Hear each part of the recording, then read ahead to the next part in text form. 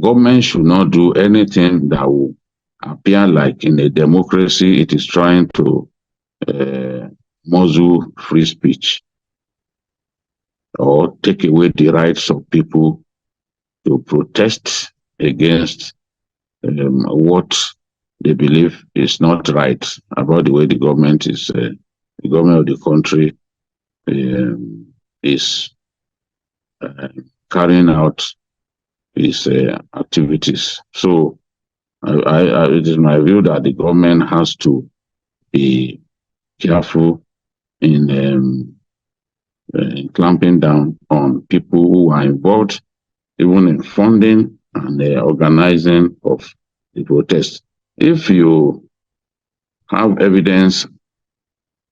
that some people organized protests in Kano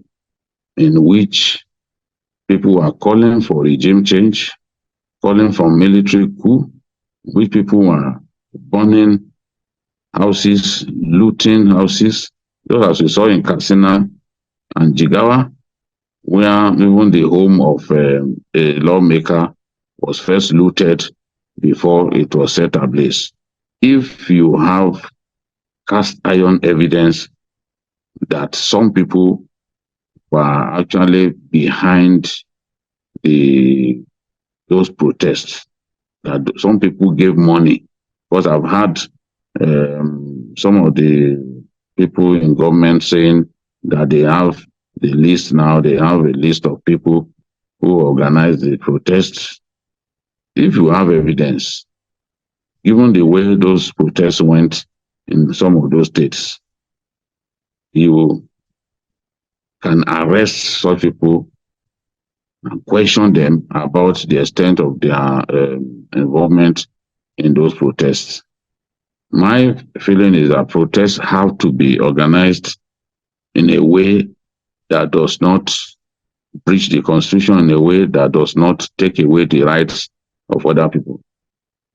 That does not lead to violence, loss of lives and property. In this case, we lost lives in the north, in the far north, and we lost property as well. So if the government has evidence that some people actually were paying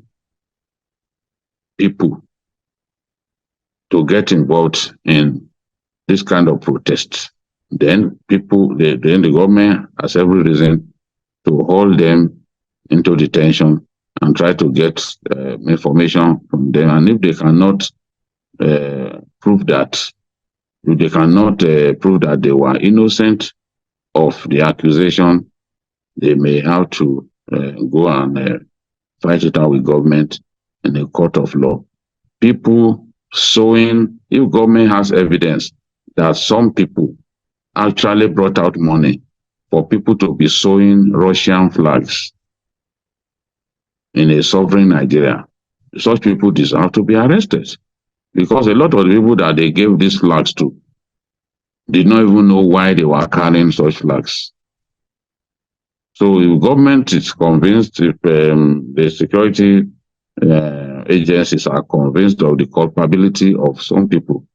in getting tailors in Kano, Katsina, and Kaduna to sow the Russian flag and wave the Russian flag while protesting and asking for regime change, a violent military coup in a democracy, then such people have they have questions to answer.